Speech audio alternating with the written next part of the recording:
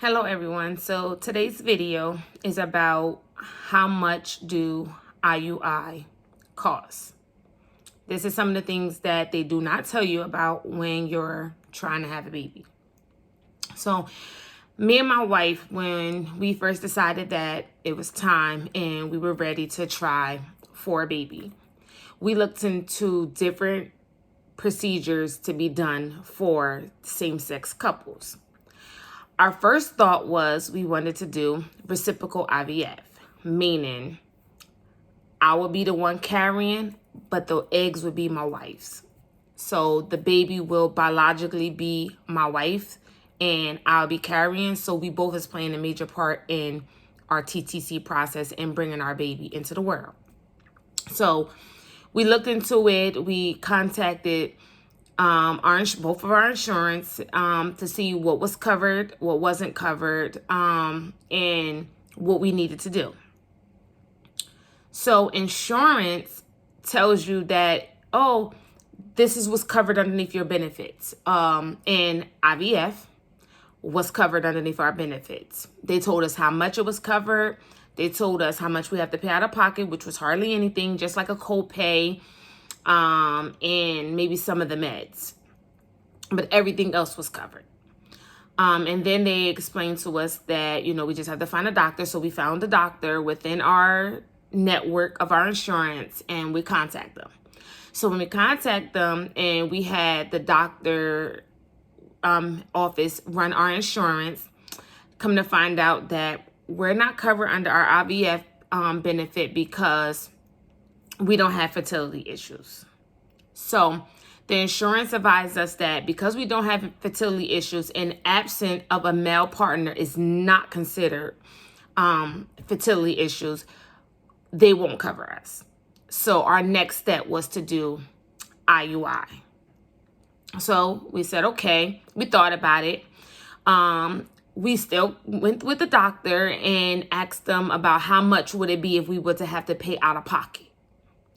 So out of pocket, how much will we have to pay if we would do a reciprocal IVF? Because that was something important for us and that was something that we wanted to do because I already have 2 biological children from previous relationships and I was okay with not having another biological child. And at least we could have 1 biological child of hers. So we decided to see how much it would cost to pay out of pocket. So after we called them and we got all the information, out of pocket was going to run us at least 20 grand, 30 grand. How much was going to charge us for reciprocal IVF. That was including the procedures for both parties. That was including the medications. And I think that wasn't all the medications. It depended on what medication they was going to prescribe for us. And I know with reciprocal IVF, there is a lot of medications that you do have to take due to, maturing the eggs and giving yourself the hormone shots, the steroids and all that. So I did know that it was a lot. Some of it wasn't covered. So that right there was like, okay, that may not be the road we need to take. Because, we just got married. We've been married for 2 months now and we're looking to buy a house. So that didn't seem like the right choice for us to make. So the next step was I talked to her about home insemination. How does she feel about doing it at home? And I, watched several videos, several success stories. I know sometimes it could take a couple tries. But I kind of wanted to see what was her feel on doing it at home. I also mentioned IUI. I do have a 8-year-old daughter who was conceived with donor sperm, frozen donor sperm, through an IUI from a doctor. So I kind of knew the procedure already. I kind of knew what I was going to go through, what my body was going to go through. I kind of knew it all already because I went through it. So we considered to try at home first. We thought about it. We went on the sperm bank website, a couple of them, and we located donors that we liked, several, just for having backup plans, and we decided to proceed at home. We did contact the doctor office. We did contact the doctor office about IUIs. So we made an appointment. Due to COVID, she couldn't come with me, so I attended the appointment by myself. We went to the doctors. I spoke with the doctor, and she was forcing me to do a medicated cycle. I was explaining to the doctor that I don't think I need a medicated cycle due to the fact that I don't have any known fertility issues. I just have absence of a male partner, so I don't have the sperm. And she was like, well, all my patients I do medical cycles for because it gives you a greater chance. So I felt like I had no choice. She was not trying to hear me out. I said, okay. So she wanted me to do all this testing done. And I just made a list. I have a list in front of me of some of the things that I went over with the doctor, some of the prices that they gave me and stuff like that. So for the consultation, all I had to pay was a $15 copay. My insurance covered the consultation. Then she asked me to do genetic testing, blood work, a cycle status, because I had told her that I just had got a positive ovulation test. So she wanted to see if I did indeed ovulate.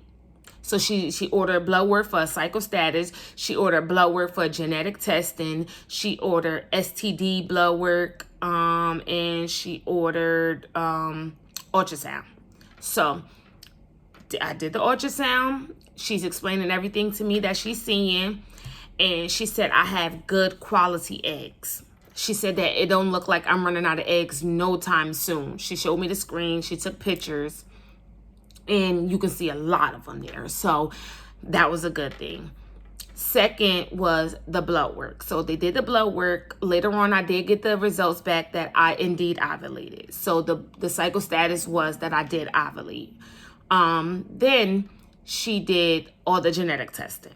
So she said that takes about a couple weeks to come back. I just have to wait. I said, okay. So then when I'm getting ready to leave, they scheduled me appointment to have a phone conversation with the financial advisor. I said, okay.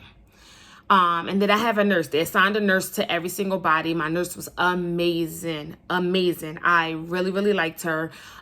She was very knowledgeable and helpful. So that's one thing that I did like, that the nurse was really nice. So she's now talking to my nurse. My nurse now saying that I have to have an appointment with the financial advisor to go over the cost of everything and what my insurance is going to cover and what my insurance is not going to cover.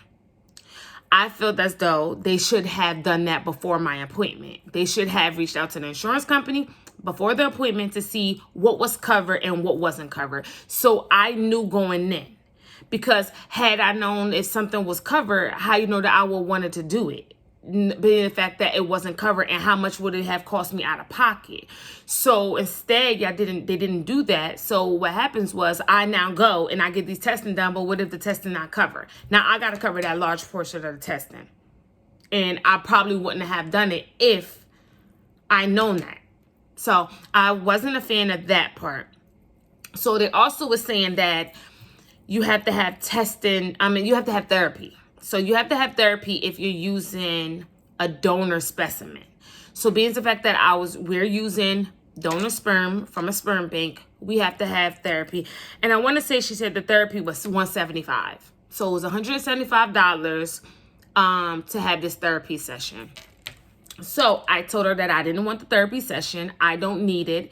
And it was like, well, everybody has to go through it. I'm like, well, why do I need to go through a therapy session for $175 when I have a living child that I conceived with donor sperm, which I have proof of, and she's been in my life for 8 years? I don't treat her no different than my other child that I had from another relationship. So why do I don't feel like I need to go through therapy when I already have a loving child who I love, I take care of. I don't need it. So my nurse said that she would contact them and see if they can waive it for me because of this. She didn't feel as though that I needed to go through the therapy as well, due to the fact that I do have a living child who was conceived with donor sperm, and she didn't feel as though. So, a couple weeks like a week later, she called me and said that they waived it for me, that I didn't have to do the therapy. So now comes to the next day, I got the phone call from the financial advisor, and the financial advisor advised me that my IUIs would not be covered through insurance. So I'm like, okay, why not? It said that it's covered, because I called and they said that the IUIs are covered. She said that because the insurance wants you, I have a state mandated insurance, and so does my wife, that the insurance wants us to cover our own IUIs for 12 months out of pocket. So I would have to pay for myself for my IUIs for 12 months out of pocket before they will cover me. If in the 12 months that I don't fall pregnant, then they will then pick up and cover me. But I have to try for 12 months first by myself, IUI. So I said, okay, how much is it? What am I looking at? What are the prices? So I'm going to run down the prices that they gave me. So with the blood work and the genetic testing, she said that I got to kind of be careful with my insurance, because they may feel as though I didn't need the blood work and the genetic testing done, and they may not cover it. So she said if I get a bill in the mail for like $6,000 or $9,000, just call the company and they will work it out with me to the point where I would pay only $250 for the blood work and $339 for the genetic testing. And then that's where I became upset, because now it's like, okay, you said I had to take this testing. You wouldn't move to the next step with me if I didn't take this testing. And now you're saying that it may not be covered through the insurance due to the fact that I may not have needed it. And because I haven't been TTCing, I only inseminated once, and they may not cover me because technically I didn't need it because I don't have any infertility issues. And now I may get a $9,000 bill in the mail. Yeah, I'm not okay with that. So that right there, I spoke with my wife, and she was like, well, we will fight it with the company, because we're not going to pay that if they didn't even advise you of this and they made you take the test. So then she was saying before I left, like, oh, I want you to go for an HSG test. The HSG test is $1,095. So I'm like, I don't think I need it, but she was making me go for it. As of right now, I didn't take the HSG test, only because once I got on the phone with the financial advisor, I stopped everything. I put everything on pause with them, because I'm like, this is just too much, as of right now. So I stopped everything with them. They also advised me that if I need injectable meds. So when I spoke with the doctor, I asked her, how does the cycle go? She explained that she will give me a prescription for injectable meds to release my egg early. I don't know why, but she would release my egg early. So when I spoke to her about the financial people about how much is the injectable meds, she said $3,000 and up, depending on which med you need, which med the doctor prescribed. Mind you, I don't need any meds. I don't have any known fertility issues. This is something that the doctor wants to do, not me. And after I explained to her that I want to try a non-medicated cycle a couple times, and then if it didn't work, then we can move to meds. But she didn't want to hear me out. So that's $3,000 for just the injectables and up, 3 and up for just the injectable meds. Then she said if I need oral meds, like Clomid and stuff like that, if I need oral meds, that's $200 and up. Then she said the washing of the sperm. So the washing of the sperm. So if I got an ICI vial where the sperm is not washed, it would be $320 per vial. And she wants to use 2 vials. And so I'm like, okay. Well, I have IUI vials anyway, so that didn't pertain to me. But I'm like, okay. Then she said was the IUI cycle. So the IUI cycle itself is $3,175. So I said, okay, each cycle? She said, yes, each cycle. And you have to pay that a week before your cycle, before your insemination. You have to have it paid in full a week before your insemination. So I asked, I said, well, what's included in this cycle for $3,175? She said, what's included is 2 inseminations. So 2 inseminations would be like $190 each insemination. 2 semen washes, which I don't need that, but because she wants to do 2 vials. Next is 5 office visits. So I have to go to the office 5 times. And that's like $75 each visit. She said 5 ultrasounds. So it's 5 ultrasounds that I need to do, and it's $200 each ultrasound. I'm guessing to check to see what cycle I'm on, to check my eggs, and to see if everything is progressing, how big the eggs are, and stuff like that. So I need 5 of those within this cycle. And then other tests is like the beta, the LH, the FSH, etc. So it's several other tests. This is all included which in the $3,175, which a lot of stuff is included, but I still feel as though it was too much. So I talked it over with my wife, and we felt like it was just a lot of money. It was just too much money, because the $3,175 plus the $3,000 and up meds plus the $200 and up oral meds, that's already putting us at almost $7,000. That's already at almost like $6,500. On top of the HSG that she wants me to do, so that's almost put us at almost $8,000 right there. So we decided to go back to the original, the second option of home insemination. So I said, okay, we're going to do home insemination because this is a little bit too much for $3,000 per cycle, and it's not guaranteed that it will work that cycle. With my youngest daughter, it took me 2 cycles to actually conceive. But that doctor no longer is practicing medicine. He's now retired. So I would have went back to him. Because the pricing was amazing, but he's not practicing anymore. So we decided to do home insemination because this was a lot, and this is something that they do not tell us, which they probably should tell us these things, because it would then help us decide if this is the route we want to go. Had we did the financial appointment first, I probably wouldn't have did the blood work and the ultrasounds and stuff like that, because now I may be possible looking at a bill that I shouldn't have to be getting because I didn't know. I was just told I had to do this to move on. And it was no other way I could move on without doing this. And so I just felt as though I needed to do it.